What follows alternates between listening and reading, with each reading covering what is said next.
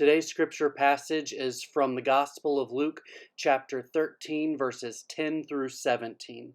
Again, that is Luke, chapter 13, verses 10 through 17. Welcome to virtual service at Riverside Community Church. We are a community committed to equipping you to grow as a follower of Jesus. We're glad that you are joining us. Let us know in the comments section that you are here and say hi to your fellow worshipers. God has great plans for you, and we are excited for how He will use this message in your life. Please like and share this sermon so that your family and friends can be empowered to grow in Jesus as well.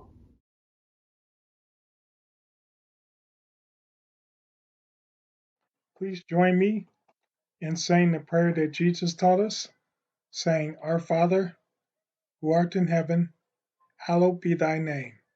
Thy kingdom come, thy will be done, on earth as it is in heaven. Give us this day our daily bread, and forgive us our debts, as we forgive our debtors. And lead us not into temptation, but deliver us from evil.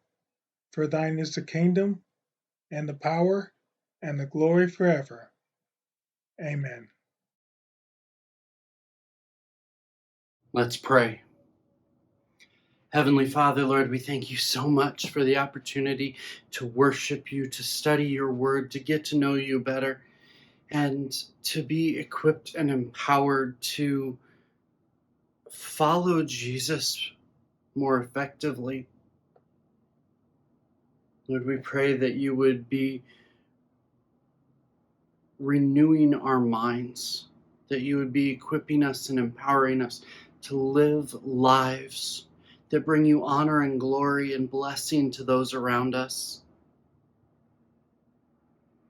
Empower us through your Holy Spirit to change the way that we look at things so that we look at them from your perspective. Protect us from turning our faith in you into a rules-based religion, and empower us through gratitude for all that you have done for us. In Jesus' name, amen. There are a couple of different approaches that we can take to our faith. We can take an approach that is rules-based, or we can take an approach that is a faith of gratitude that spurs us to bless others. The rules-based approach will lead us to either pride or despair. Yet, a faith of gratitude reminds us of how blessed we are and that God has given us an opportunity to bless others as a result. In today's passage, Luke 13, verses 10 through 17, we see these types of faith contrasted in the actions and attitudes between the religious leaders and the actions and attitudes of Jesus. Throughout our study, I would like each of us to examine our own faith. What does our faith lead us towards? What does it spur us to do? Does our faith lead us towards arrogance or despair? Or does it lead us towards gratitude and blessing those around us? Join me in reading Luke chapter 13, verses 10 through 17. It says, Now he, Jesus, was teaching in one of the synagogues on the Sabbath. And there was a woman who had a disabling spirit for 18 years. She was bent over and could not fully straighten herself. When Jesus saw her, he called her over and said to her, "Woman, you are freed from your disability." And he laid his hands on her, and immediately she was made straight. And she glorified God. But the ruler of the synagogue, indignant because Jesus had healed on the Sabbath, said to the people, "There are 6 days in which work ought to be done. Come on those days and be healed, and not on the Sabbath day." Then the Lord answered him, "You hypocrites! Does not each of you on the Sabbath untie his ox or his donkey from the manger and lead it away to water it? And ought not this woman, a daughter of Abraham, whom Satan bound for 18 years, be loosed from this bond on the Sabbath day?" As he said these things, all his adversaries were put to shame, and all the people rejoiced at all the glorious things that were done by him.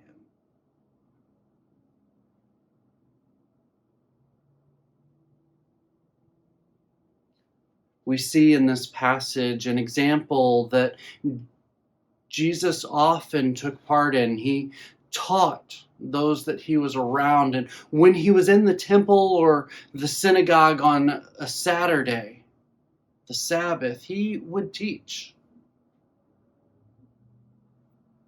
Although I find it interesting that Luke doesn't share with us the topic of Jesus' teaching leading up to this healing and interaction. It could be very similar to one of the other sermons recorded in Scripture, or possibly it was something completely different. But we see that Luke, inspired by the Holy Spirit, focuses on Jesus' actions and interactions rather than focusing on Jesus' specific teaching that day.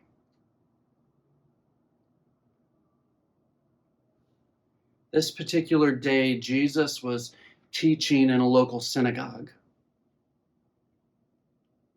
It was the Sabbath day. It was Saturday. A woman who had been unable to stand up or straighten her body was present. Jesus looks at her. He sees her. He sees her experience, and he sees her suffering. He called her to come over to him. We see this in verse 13. It says that Jesus laid hands on her, and immediately she was made straight, and she glorified God. Imagine being in church one Sunday, and Jesus calls you over to himself. You've been hunched over and in pain for years. Some of us in this very room have experienced pain, the kind of pain that reflects what this woman had experienced. Chronic pain, lack of mobility, and other conditions that impact your ability to focus on life and to focus on worshiping God in community. Despite this woman's pain experience and her distractions, she still chose to persevere and worship God. On this day in particular, she met the God she was intentional about worshiping in the midst of her pain, and he healed her. He healed her of her affliction. This woman's example is a challenge to each of us to prioritize worshiping God despite the pain and the suffering we may be experiencing, despite the circumstances of our lives that can distract and pull us away from both God and His followers. While I am certain that there were restrictions to this woman's ability to participate in certain tasks or certain aspects of worship,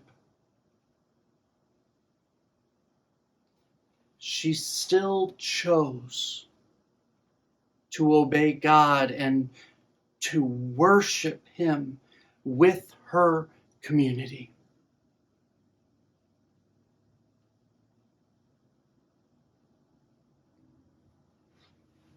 Likewise, I remember talking to someone who had gone through some pretty significant physical and emotional trauma.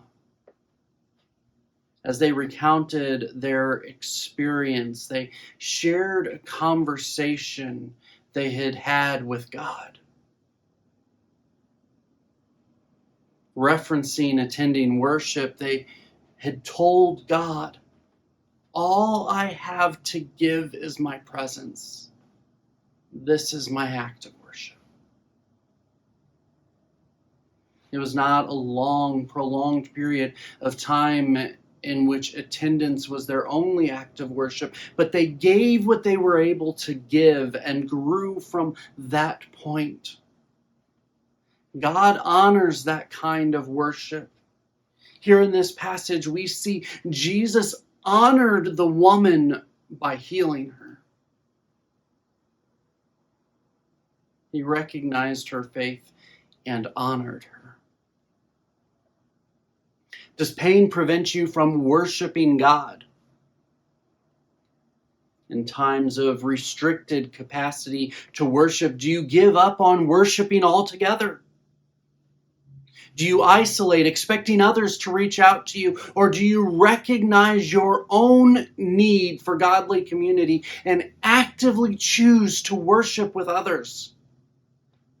I know that there are times when we are not able to gather in person because we are contagious, out of town, homebound, or hospitalized, or something else. But in a time like today, those conditions do not require us to be completely isolated from the community of God. Nor should they keep us from growing and interacting with the Word of God. While it's best to be in person for our emotional and spiritual health, we have options to supplement. Every person can get on the phone call to a brother or sister in Christ. Dial and listen in to our worship service or join in on our Friday prayer meetings. Most of us have access to the internet on our computers or phones, and we can watch sermons and Bible teachings, sing along and listen to worship music, as well as video chatting with fellow believers.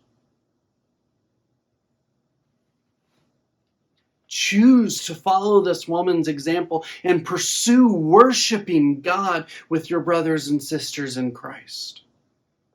It may not always look the same as it has in the past, or even the way that you want it to look in this moment, but still prioritize worshiping God and community with His people.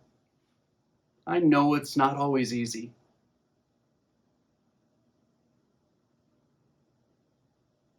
Someone not immediately reciprocating your attempt to fellowship or to get into a discipleship relationship can be discouraging. But most of the time, it's not a rejection of you. Plus, not everyone is the right fit. God made different people to disciple different people. Keep looking. Keep pursuing. Also, people have busy lives, and it often takes multiple attempts to get our lives to work together. Just this past week, I sent a friend from a previous church that I was a part of a text, just letting him know that I was thinking about him, that I was praying for him. I sent that text right before I was going into a meeting. And while I was in that meeting, he called me back. I was in meetings that night until late in the evening, so I texted him back, "Sorry, wasn't able to talk." He tried again the next afternoon, and I was busy and in meetings then too. I knew that I wasn't going to have time for a long talk for a couple of days, really, due to my schedule and the appointments that I had. So I texted him 2 options that were coming up and I could actually talk. Are you willing to put the effort in to connect with your fellow believers? Or do you adopt a victimhood mentality that prevents you from pursuing relationship with God's people? My friends might not always feel prioritized because I don't drop everything when they call, but I try to set time aside for my brothers and sisters in Christ. It may not be as immediate as people would like, but are you setting time aside to pursue those types of relationships and to reciprocate those types of relationships? Are you making the effort to be a part of Christian community that you need for your spiritual health? And are you making the effort to be a part of others' Christian community so that they can grow and be spiritually healthy? One of the most detrimental attitudes in my life has been disappointment over the fact that church friends and church family members in different seasons of my life have not always reached out to me. One of the most liberating understandings of my life has been that Christian community is my responsibility to pursue rather than something others should bestow upon me. Most people I talk to, without even realizing it, have this perception that they have been slighted by their loved ones failing to reach out to them. Yet, they themselves, we ourselves, rarely reach out, especially when we are in need. Who is God calling you to connect with this week? Remember, you are one of the church members that someone is hoping will reach out to them.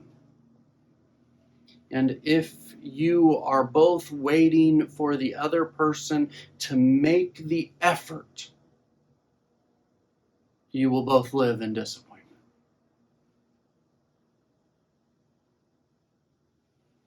The woman in this passage made the effort to meet with God, and God Himself met her and brought healing to her life.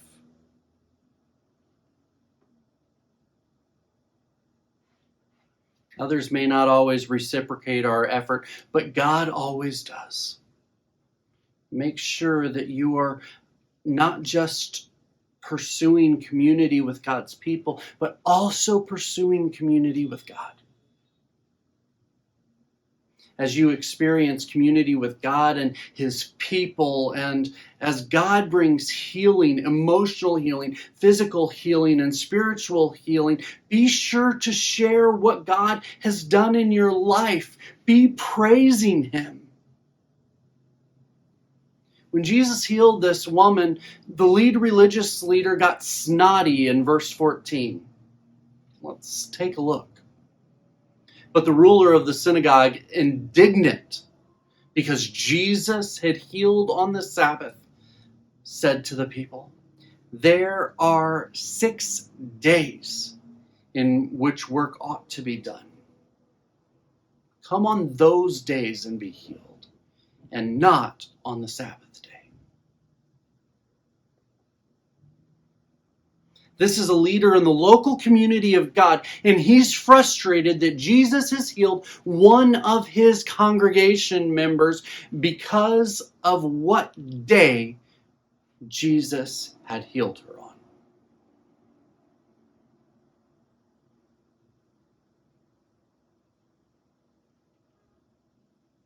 This type of attitude is more common than I would like. And while they may be more rare than in past generations of the church, there are still strict Sabbatarians in the church today. Those who treat the Lord's Day as an obligation rather than a blessing and an opportunity to bless those around them.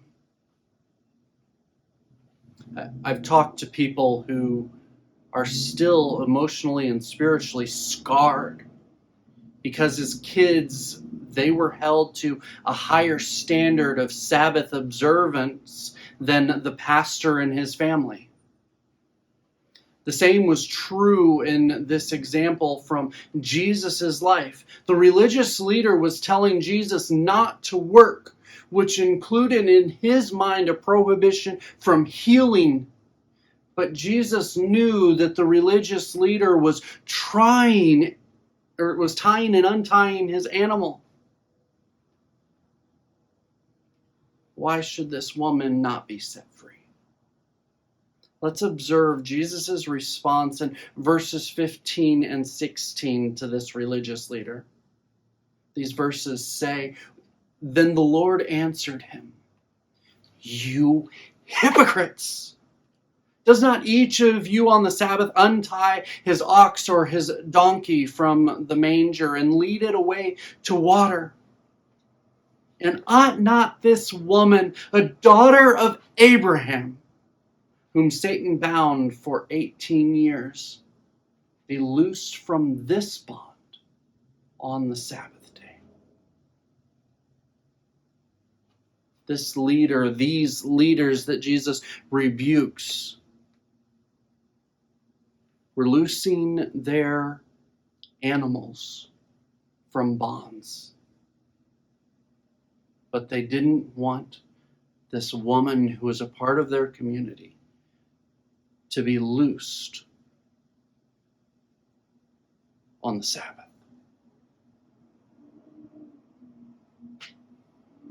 This is hypocrisy, and Jesus calls them out for it. Hypocrisy is one of the most effective tools of the devil. When we hold others to a standard that we are not ourselves willing to meet or even strive towards, then we are implying that God is both untrustworthy and that God will not work as hard as we do.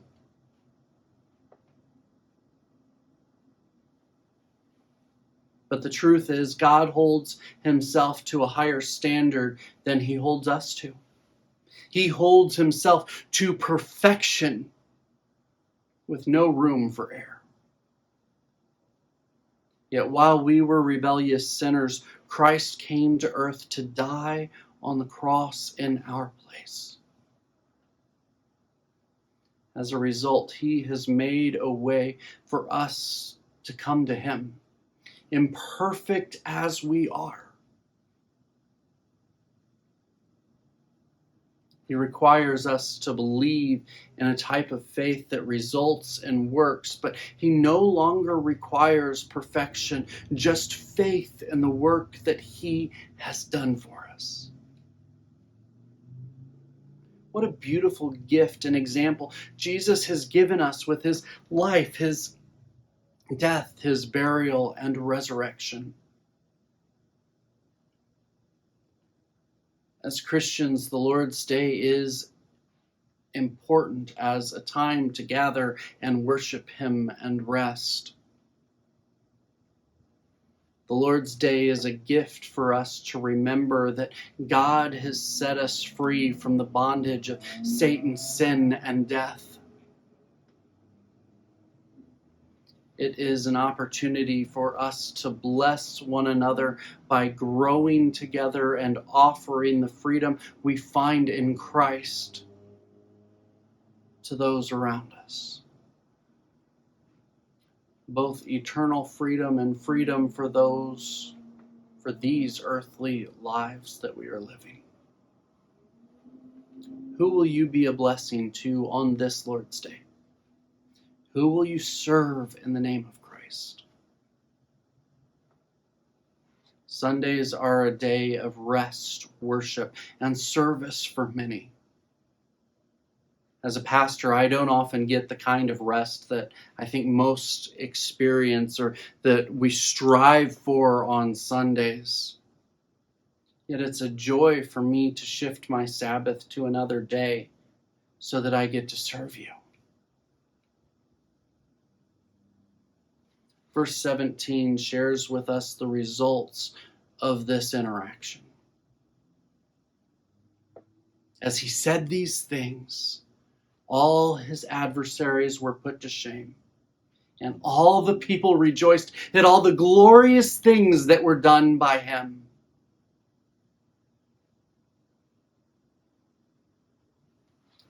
Those who were angry with Jesus for speaking out against blessing the woman by healing her on the Sabbath were put to shame.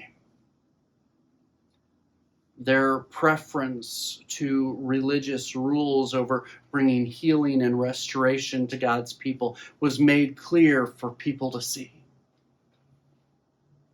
Now I'm curious, when I read this, I wonder if these adversaries mentioned in this passage were ashamed of their sin or merely ashamed that they had been exposed in their sinful attitudes. Like any group of people, I'm sure that there was a mixture of both. So when our hypocrisy is revealed, how do we respond? Do we respond trying to move our sin out of the light because we're embarrassed and we want to shine the light on someone else's sin or the way that they are not living up to our religious expectations?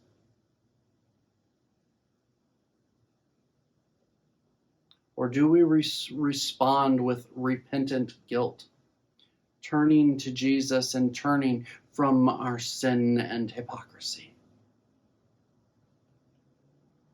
The people rejoiced at what God was doing in their lives.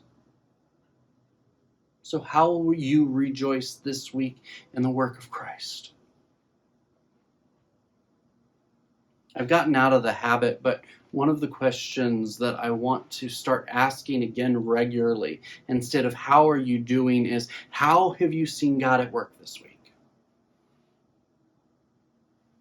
God is doing great and wonderful things in our lives, and one of the ways that we worship Him is by recognizing the wonderful things that He has done for us and sharing them with others. Every good gift and blessing we receive is from God in Christ Jesus. From waking up this morning to food on the table, to saving us from our sins, it's all from Him. It is through the fact that God, our Creator, left the comforts of heaven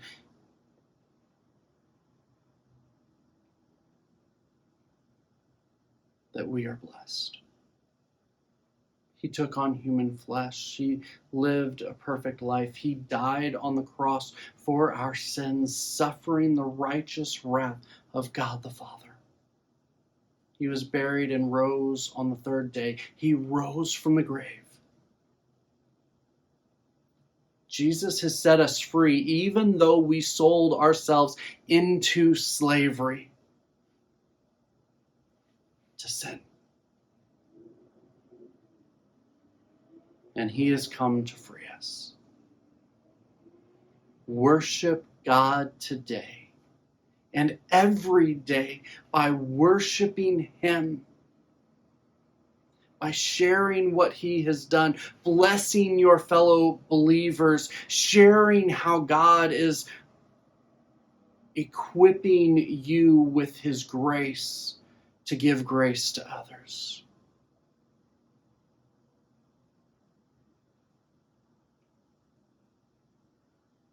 The work that he has done is amazing.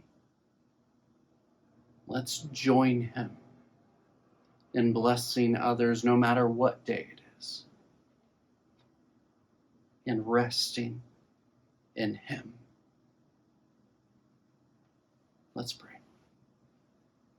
Heavenly Father, Lord, we thank you so much that you are our God, that you love us, that you empower us, that you bless us, that you've saved us, that you are equipping us to be a blessing in the lives of others. Help us to live in community, to seek out the community that loves and follows you, to be a blessing to those who are hurting. And when we ourselves are hurting, to not isolate. Lord, equip us and empower us to not embrace rules-based religion, but instead to respond to the work you did on the cross with a gratitude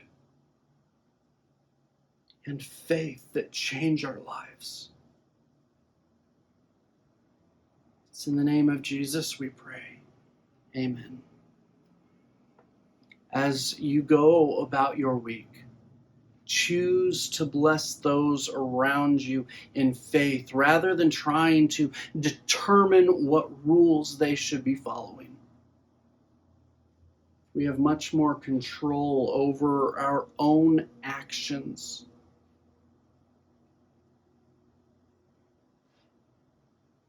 And we have little to no control over the actions of others.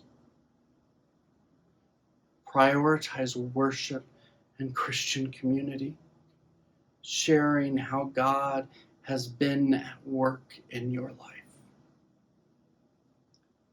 Go in peace.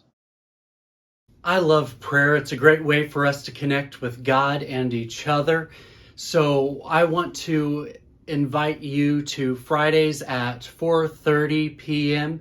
to join us in worshiping God through prayer, joining one another. And it has been a wonderful opportunity to get to know each other and to see God answer prayer, to praise him and thank him for the way that he has been answering prayers. I can't wait to see you Fridays at 4:30 p.m. We'll be doing that via Zoom. One of the ways that we respond to God's love and generosity is by giving back a portion of what he has given us to support the local church ministry. I want to encourage you and thank you because God has been doing great and amazing things in and through you, in and through our church here at Riverside Community to bless Hammond and Northwest Indiana. We have been seeing people growing in their faith. Many people are encountering the scripture through our weekly preaching. We are seeing people prayed for and prayers answered. And we are also seeing that people are being fed and cared for through our blessing boxes that we have in partnership with the Northwest Indiana Helping Hands. And so I would ask you to prayerfully consider, how is God calling you to help support this ministry that we are a part of? There are 3 ways that we can give. We can give online through Facebook. We can send in our tithes and offerings through the mail, and we can also place our tithes and offerings and the offering plate at the back of service. So I look forward to seeing you, and I look forward to seeing how God is going to work and bless Hammond and Northwest Indiana through you and through his generosity through you. Thank you again. Thank you so much for worshiping with us. Please let us know in the comments section that you were here, that you joined us. Also, let us know how we can be praying for you and how we can be of service to you, helping you grow in your relationship with Christ. If you were blessed by this message, please give us a big thumbs up and subscribe or follow us so that you don't miss out on any other great content that we put out. It would really be a blessing to us, and we want to be a blessing to you.